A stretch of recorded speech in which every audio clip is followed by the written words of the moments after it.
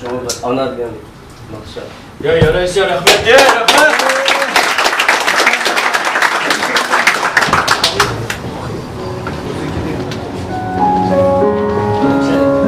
Mümkün unutuluşum mümkün.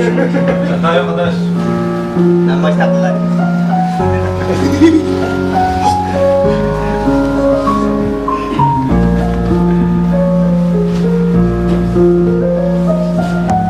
Açan mı didarlaşmaz Cenim ara sen bilmem.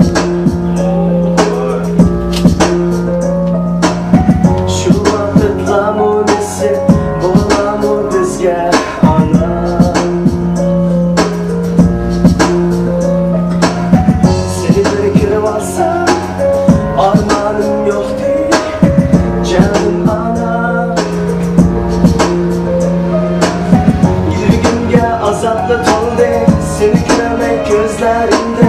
Allah aktı canım ana. Azapla üstü gel Duman'da kesildin. Özlemli ben canım ana.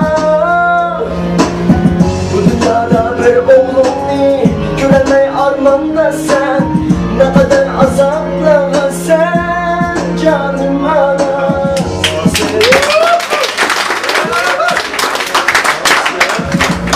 Kesti. Şükür et de.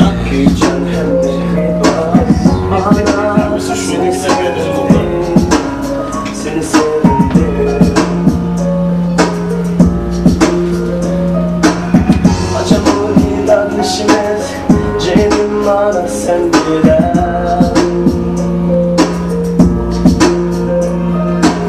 Şu vakitla munisi Bola mı bizge ana.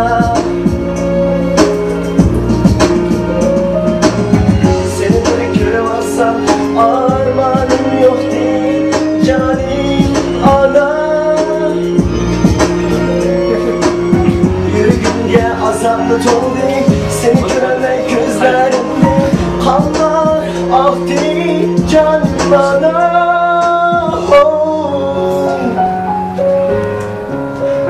Ana beni geçir ana. Ben sen geçtin şehrin bozma. Sağ olasın olsun. İnşallah bugünkü de Ayıldız'da köy bayramı götüren anamla direnişime.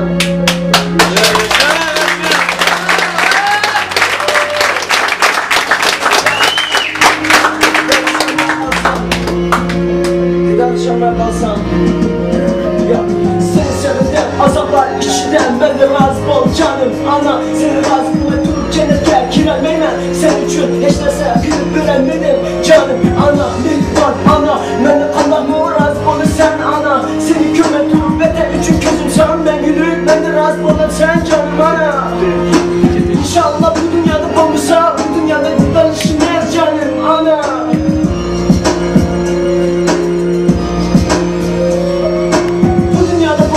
Bu dünyada dindanışmaz canım ana.